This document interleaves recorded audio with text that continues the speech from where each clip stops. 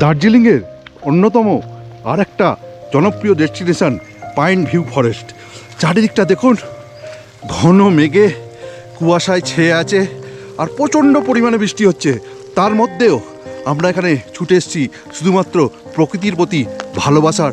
শহরের ইট পাথরের খাঁচা যখন তীব্র গরমে হাঁসফাঁস করে, ঠিক তখনই পাহাড় ডাক পাঠায়।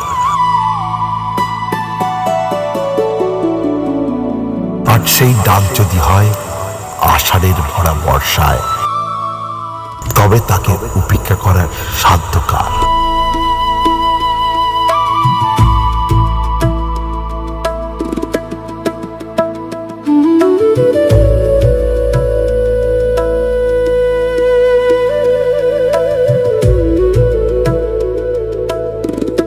আজ আমরা হারিয়ে গেছি মেঘেদের আসল ঠিকানায়, উত্তরবঙ্গের এক রূপকথার রাজ্য লেপচা জগতে।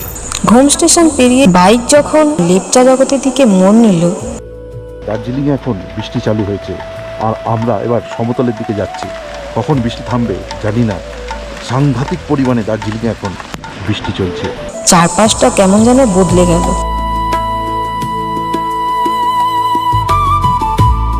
এখানে এলে মনে হয় সময় যেন থমকে দাঁড়িয়ে আছে কোনো এক মায়াবী কুয়াশার চাদরে।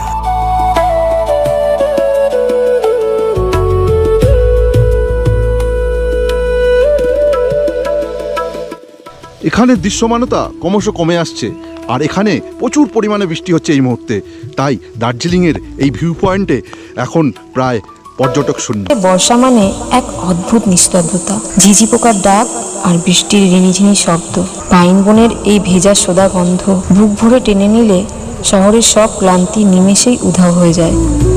এই বর্ষায় কাঞ্চনজঙ্ঘা হয়তো মেঘের আড়ালে মুখ লুকিয়ে রেখেছে, কিন্তু